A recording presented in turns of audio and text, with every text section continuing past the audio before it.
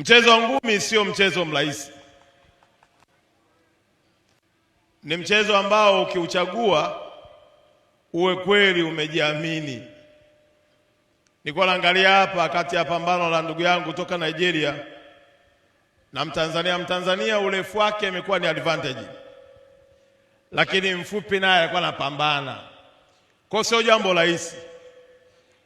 Ni jambo gumu na zito, na ukiona mtu amechagua mchezo, hata wakina dada huko, ukiona kula hela ya bondia, naomba ule taratibu kwa huruma.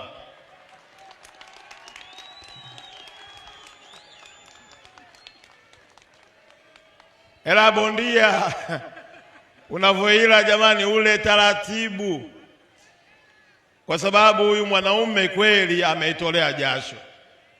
Lakini jambo jingine, ndugu zangu wa Mafia wamefanya haya mashindano yamekuwa na hamasa kubwa, na tunaomba sana wasichoke, waendelee kuwaleta mabondia wengi waje washiriki, ili pia tukuze vipaji vyetu.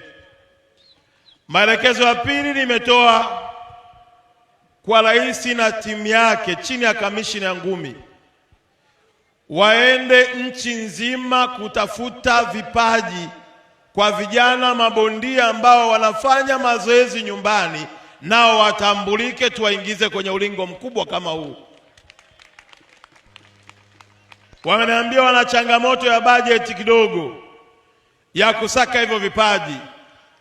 Nimewaambia wizara tutawapa, waanze mwaka huu kwenda hata kama kwa ngazi ya kanda, ili tuwapate mabondia wengi zaidi wa kushiriki mapambano makubwa.